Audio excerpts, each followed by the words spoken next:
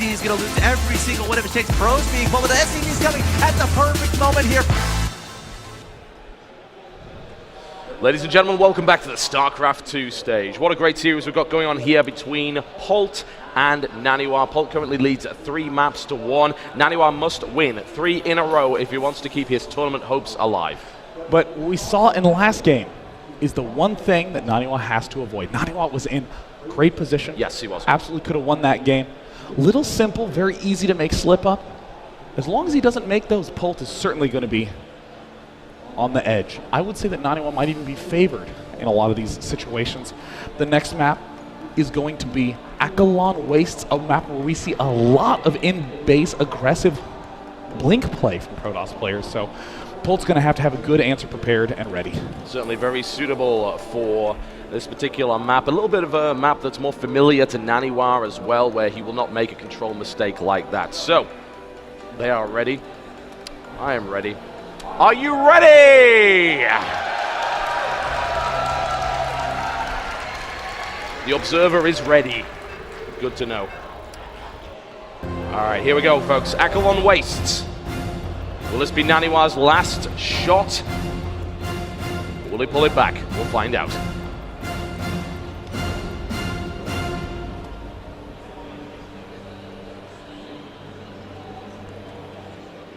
Spawning in the top left-hand corner. He's been a crowd favorite for years and continues to show an impressive performance here at the MLG Spring Championships. From Cooler Master Storm, it is Polt!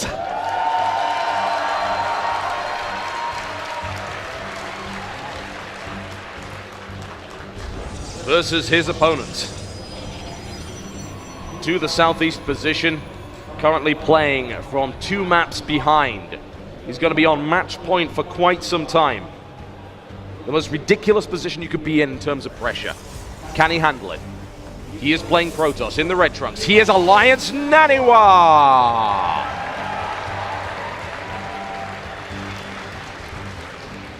You know, one thing that always really struck me when I first met Naniwa in 2010 at the MLG that he won. He played in the open bracket, won 26 games in a row, till he lost his first game in the finals that he wound up winning anyways. And what he said is he loves the pressure. He loves being on stage, hearing that roar of the crowd.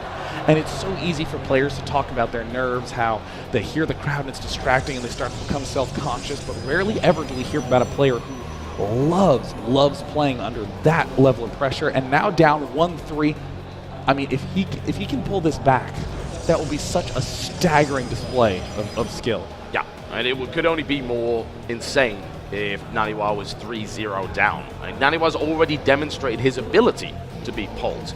And to be fair, aside from that control mistake, he would most likely have won that engagement. With 3 Colossus versus the 1 which he had there, then I would have given him the edge in that particular fight. Yeah.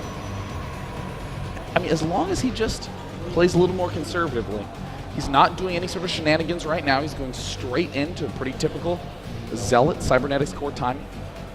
We're seeing it looks like a Reaper coming up out of Polt. So an excellent build on this map because, of course, you're thinking, geez, I do not want to lose any sort of Blink Stalker. So he's going to get that scout out early. He's going to get it out right away. Nice map for it as well. You've got a couple of different options as to where you want to blink in. Not the best map, but certainly not the worst for Reaper play by any stretch of the imagination. Polt is going to go again for an engineering block. A Zealot is coming out, though. So Naniwa tends not to skip the Zealot, and it is the right move. Of course, he sees that with the pylon down there anyway. So this engineering bay is really not going to do a huge amount. Yeah, there's some interesting decision-making also coming out from Naniwa going for that sentry before the Mothership Core. Almost always we see players go for the Mothership Core. He might be doing something a little bit more old school and going for double sentry instead of the Mothership Core. But no, it looks like there's a Mothership Core coming up, queued up. Expansion en route for Polt. Oh, he doesn't want to get too far out with that. There is a Reaper on the way, so losing a sentry would not be a good start. But the Reaper is heading into the base. Of course, he will be aware of it now. He's going to try and pick a probe off in the process. Mothership Core moving forward will meet that Reaper. Things thus far are staying pretty calm, pretty collected. No big aggressive plays, and this is a very odd map for the late game because in a lot of maps you think of something like Whirlwind or gosh, even things like Daybreak or Neoplanet S. There's all this defending against drops you have to do, but then when you hit the mid game and the end game, there's big fields where you can engage your opponent. Here, there's not really a lot of good field positions. I mean, there's one directly outside each player's base, but you know, these top right and bottom left expansions, very cramped, very oddly positioned. Terrans tend to just run away until they have a big edge, and there's the really fast hallucination scout from Naniwa. There's also the kind of thing that we see in TvP on this map is that it's actually a really great map for Storm, and the reason being that you're able to sit up on the high ground with Templar and Storm as units pass, take control of the Xel'Naga watchtowers, and you generally have an edge in terms of positioning those particular Storms and lining them for maximum effect. Now we're seeing a Widowmine actually come out here from Polt. Looks like Naniwa setting in the scout. He's going for his fast 2 Immortal push build, the one that he didn't do successfully in the first game of their first series. So now upon scouting everything, he sees, okay, there's Engineering Bay. It's going to be a big tech play, and this is going to be very, very tough for Polt to hold off. I mean, there's going to be 2 Immortals incoming. And it looks like there's the scout. Now, at this point in time, Polt is thinking, that's an observer that's coming out there. You are playing conservative observer style. But then he's going to see these gateways, and he's going to start to get real suspect. Yep, and still goes that. No. He doesn't block it. He's got to see the Immortal. Very nicely done there by Polt. A slight slip up with the force field. Would have been great if he'd been able to block that, but that has now been revealed. It doesn't necessarily rely on being hidden, but it would have been nice. Looks like Naniwa might just try to go right now with a single Immortal. It looks like he's actually going to try to beat the mines out. He's going to try to get there before the mines arrive. This is a very clever way to get around this, and we've seen this out of Naniwa for ages. When Banshee play used to be popular, he had a number of timing attacks that struck right as the Banshee finished, and that is how he would be able to keep his main alive. We're seeing Naniwa not halt his pro production. He's leaving the Mothership Core at home just in case. Still no observers. Unfortunately, he wasn't able to trigger the mine there. He would have loved to be able to do that, but it does take about a second and a half to actually fire off, so if the bunker is there, it can kill the probe before that's able to happen. Polt sees what's going on with the back rocks right there. They will go down very fast with the addition of the Immortal, and Polt bringing units to the front here. A couple of mines deployed in defensive positions. We'll see exactly what kind of connections they get. In the unit count, we see there's 12 Marines, 1 Marauder. There's no stim. He sees the mine. A single Zealot eats it. Yep, well, it could have been worse, certainly. Medevac now moving out just to keep an eye on where that army is, and he knows. Pro production now resumed. Observer coming out here as well, so Naniwa knows that this isn't really going to go anywhere. It's probably time to back off before the Terran sallies forth, or maybe just goes and drops the main. Yeah, there's really only one choice you have right now in Naniwa's position, and that's to go Twilight Forge. You haven't been starting your Colossus production early, and because you make Colossus out of the Robo facility, you can only make them one at a time. Whereas, you know, with Templar, it doesn't matter if you're a little behind on the tech, because you can make as many at a time as you have gateways. So Naniwa's going to be going down that tech path, and Polt should be able to identify that pretty quickly and be able to transition into Hellbat production now. So we're going to see the Warp Prism coming up from Naniwa. Again, very classic, traditional play. I'm going to be the defender, so I'm going to get my Warp Prism with my gateways to do the offensive work. And we're going to throw down a Dark Shrine. When behind, build Dark Shrine. And adding the charge in there as well, and the Warp Prism, gives him a lot of different options. Yes, he could go Zealot Archon. He can use the Dark Templar. Nice pick off there by Naniwa, making sure that that mine doesn't get into position, but another one did manage to make its way to the third. Right now, looks like Naniwa is just going to be holding position, and Polt does his usual thing where he leads with a single Marine. Stim just now finishing up so we can begin to do some attacking. More barracks coming down. No additional engineering bays. A lot of people like to go for that fast 2-1 upgrade, but no, looks like Polt favoring the aggression first. There's the additional 4 gateways coming out for Naniwa. We see that single Warp Prism sneak its way up the right side, and Polt is going to try to move into the front. All right, well, there's a reasonable amount of stuff defending it, so that could be a little bit of a difficult attack to make, especially with force fields available here. Here comes the Stim Mothership Core with the Photon Overcharge. It's a shame he wasn't able to force field that off and maybe trap a few units to be killed by the Photon Overcharge, but he defends successfully. This is a pretty typical position to be in right now as a Protoss player, behind by a little bit of supply. You'll get behind by as much as 30 or 40 for a brief period of time until you can get some of those really big power units up, but we see that Warp Prism moving in. Has the Zealots. Dark Templar have not yet been warped in. He's going to try to drop down here, distract his opponent, and then get the DTs. in the main. Yep, sounds like a good idea indeed. Goes in slightly before charge finishes, which is unfortunate because if charge was done, he'd have got a couple more SCVs there. It does, however, serve its purpose to distract. However, the supply depot is going to be the hero of the day, and it's going to spot that. And there's the warp in, and it looks like he only has 2 scans. So with these 2 DTs, it's going to be a little bit tricky. Expansion goes down, Naniwa third base, and he's going to also do a DT warp in down at the third. So right now we're seeing the scan in the main has managed to keep things alive, but Naniwa is starting to pick off SCVs and the natural expansion. And he's just warped DT into the third base as well, so he's denying mining there too. Another scan goes down, there's the second one, but there is that third. It's trying to, of course, force that lift, but with a single Dark Templar, it generally doesn't happen. He's going to be able to pick off a Marine or 2 here and there. Stim goes forward again, trying to, I guess, catch the Warp Prism, but that's not going to happen. And I mean, right now, there's just no additional scans. So right now, Polt is still mining on 2 bases. We see that Naniwa has gotten his third base down, is getting the +2 armor, and just going Immortal, Zealot, Templar. Almost ran into the range of the missile turret, didn't do that. Denying mining from that third base is fantastic at this point. I mean, this single Dark Templar is doing a phenomenal job. He's killed a reasonable amount of workers, but it's the mining time that tells the real story. Wow. Naniwa behind by about 20 supply.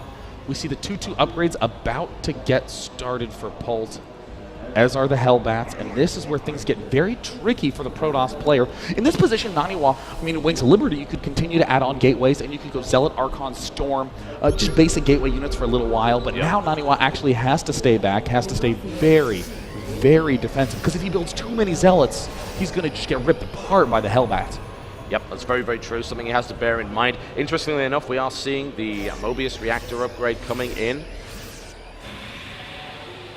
Wow, that's a very fast Ghost upgrade. Yeah, it is. Surprisingly so.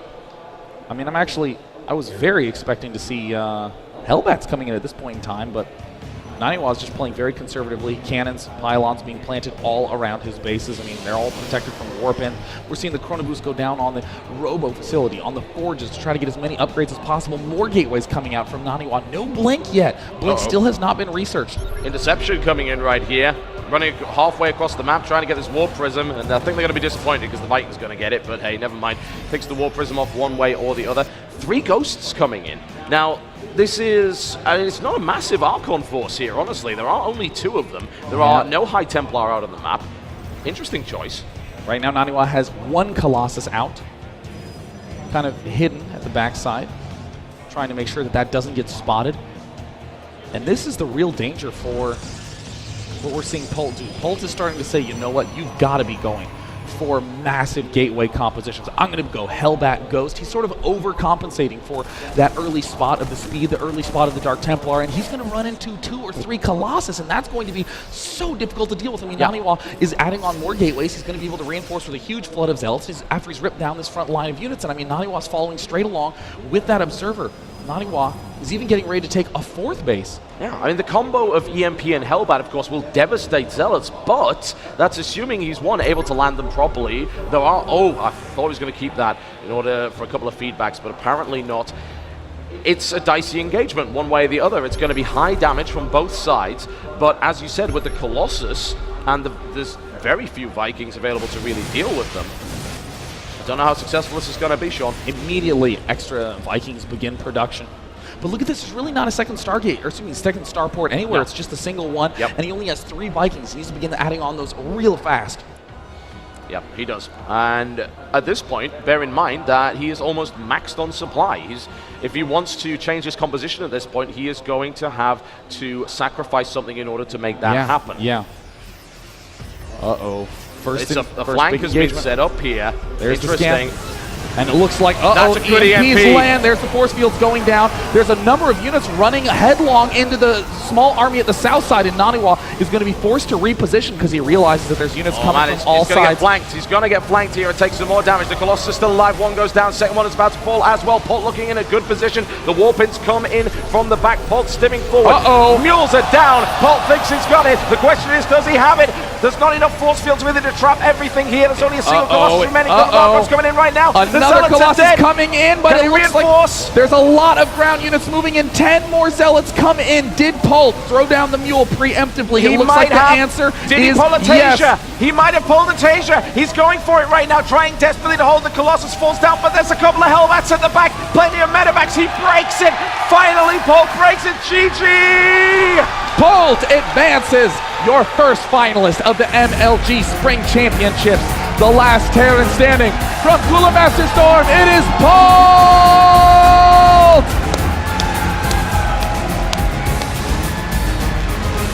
Polt, having thumbed down Naniwa in the first spot, walks over to Naniwa. They exchange some friendly words. Polt puts out his hand. Naniwa, wrapping up his keyboard, smiles all around. Well, he knows he was straight up beaten, quite frankly. There's no real question about that. Polt played phenomenally well. Oh, man. Well, Polt collects his American flag, showing that even if he's not in Korea training with the tip-top ESF and Kespa pros, he is still able to go toe-to-toe with the best.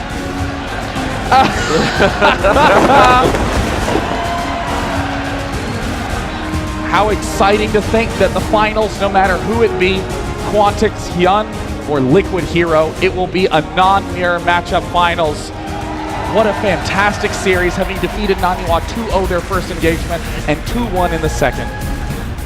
Anyone was doubting that Polt's skill would decrease as a result of staying in the US, decrease as a result of not being on TSL?